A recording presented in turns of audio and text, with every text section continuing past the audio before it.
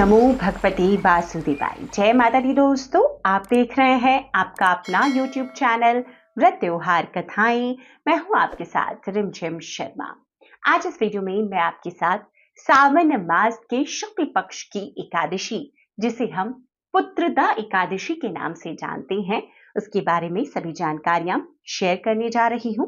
पुत्रदा एकादशी का व्रत श्रावण मास में हम किस दिन मनाएंगे, किस दिन व्रत धारण किया जाएगा, एकादशी की तिथि कब प्रारंभ होकर कब समाप्त होगी। पुत्रदा एकादशी का व्रत दोस्तों देखिए, साल भर कई लोगों को इसका इंतजार रहता है। तो क्या महत्व है, किन व्रतियों को पुत्रदा एकादशी का व्रत जरूर करना चाहिए। पुत्रदा एकादशी व्रत की जो पूजन का विधान है, पुत्रदा एकादशी व्रत आप जब रखेंगे उसके बाद अगले दिन पारण यानी कि व्रत आपको किस शुभ मुहूर्त में खोलना चाहिए, ये समस्त जानकारियां इस एक वीडियो में आपको प्राप्त होने जा रही है।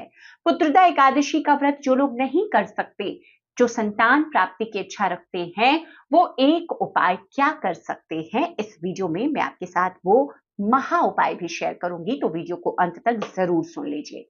दोस्तों, सावन मास के शुक्ल पक्ष की एकादशी को हम पुत्रदा या पवित्रारोपण एकादशी के नाम से भी जानते हैं।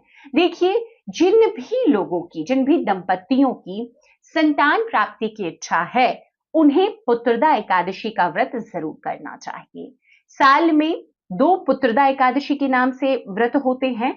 पहला जो होता है वो पौष मास में होता है, और दूसरा जो है ये श्रावण मास की एकादशी जो शुक्ल पक्ष की होती है, इसे भी हम पुत्रदा एकादशी करते हैं। तो अगर आप ज्यादा व्रत नहीं रखते, चुनिंदा एकादशी का व्रत रखते हैं, संतान प्राप्ति पुत्र प्राप्ति की आपकी इच्छा है, तो पुत्रदा एकादशी के व्रत को आपको जरूर रखना चाहिए।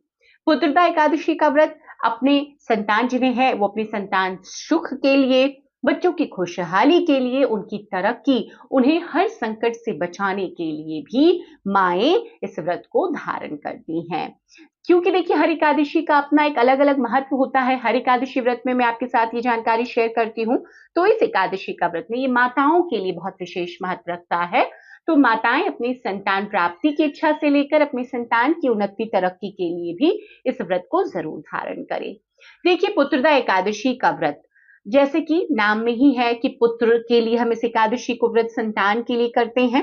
तो इस साल अब किस दिन व्रत रखा जाएगा, ये जान लेते हैं। एकादशी की तिथि कब प्रारंभ होकर कब समाप्त होगी, उसके अनुसार हम व्रत देखिए धारण करते हैं। तो सावन मास की जो पुत्रदा एकादशी की तिथि है, वो प्रारंभ होगी 15 अगस्त को सुबह 10:26 पर, जो कि समाप्त होगी 16 अगस्त को सुबह में 9:39 पर। तो ऐसे में उदया तिथि को मानते हुए पुत्रदा एकादशी का व्रत 16 अगस्त शुक्रवार को धारण किया जाएगा।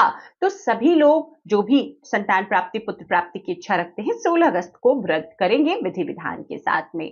अब पारण का शुभ समय भी मैं आपको यहीं पर बता दूं कि पारण किस शुभ समय में आपको करना। अगर आपने व्रत रखा है पुत्रदा एकादशी का, तो 17 अगस्त को आप व्रत खोलेंगे सुबह 5:51 से सुबह के 8:05 तक, ये समय है। अब क्यों ये समय 8:05 तक आपको व्रत खोल लेना चाहिए, क्योंकि द्वादशी समाप्त हो जाएगी 8:05 पर।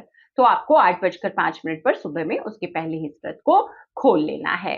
अब पुत्रदा एकादशी का व्रत जो भी माताएं धारण करेंगी, देखिए दशमी की तिथि से ही एकादशी व्रत के जो नियम है उसे फॉलो करना होता है। तो 15 अगस्त को ही, मतलब कि दशमी की तिथि है, तो आपको शाम के समय, वैसे तो पूरे दिन आपको शुद्ध सात्विक भोजन करना है, शाम के समय आपको फलाहार रखना है। एकादशी की तिथि के साथ साथ दशमी की तिथि में भी आपको ब्रह्मचर्य का पालन करना चाहिए।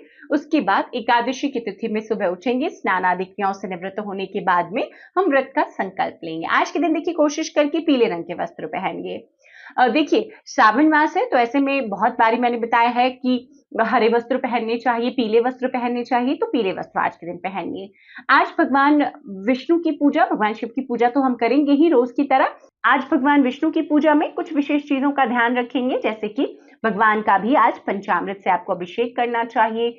अगर नहीं बना पाए पंचामृत, तो आप गंगा जल से अभिषेक कीजिए। तुलसी पत्र पहले से तोड़ करके रख लीजिए। आज की पूजा में तिल का आपको अक्षत स्वरूप में जरूर उपयोग करना है। पीले फूल रखिए। तो ये चीजें हैं। भोग आज के दिन भगवान को हम अन्न का भोग नहीं लगाते, तो आपको फलों का भोग, सीजन के जो पीले मीठे रसीले फल हों उसका भोग आपको लगाना चाहिए। तो विधि विधान से पाटा लगाकर, पाटे पर पीले वस्त्र बिछाकर नारायण की मूर्ति आपको स्थापित करनी चाहिए माता लक्ष्मी सहित, और विधान के साथ में उनका पूजन करना चाहिए। साथ ही आज के दिन देखिए आपको व्रत कथा, पुत्रदा एकादशी की व्रत कथा मैं भी शेयर करूंगी। एकादशी की व्रत कथा पढ़ें। भगवान का जब भी पूजन करें तो ओम नमो भगवते वासुदेवाय इस मंत्र का जितना ज्यादा से ज्यादा हो सके आज के दिन पूरे दिन में आपको जाप करना चाहिए।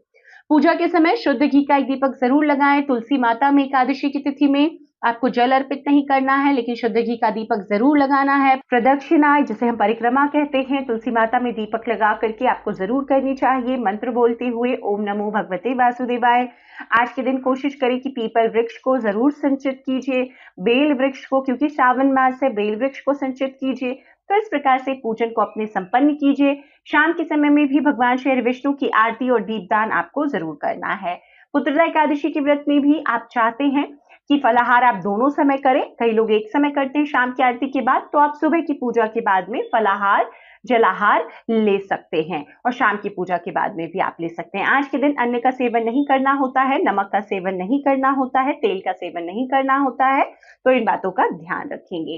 अब अगले दिन जब हम व्रत खोलेंगे, पारण का देखिए शुभ मुहूर्त मैंने आपके साथ शेयर किया है, तो उसके पहले आपको किसी भी जरूरतमंद व्यक्ति के लिए आपको भोजन करा करके या उसका सीधा निकाल करके ही आपको व्रत खोलना चाहिए। दान दक्षिणा के लिए जो भी आप देना चाहते हैं वो ब्राह्मण के नाम से किसी जरूरतमंद को देना चाहते हैं, व्रत खोलने के पहले आपको वो निकाल लेना चाहिए। उसके बाद में विधि विधान से आप पहले भगवान का जो आपने भोग अर्पित किया है उसमें से आप भोग ग्रहण करें, और उसके बाद शुद्ध सात्विक भोजन आपको करना चाहिए।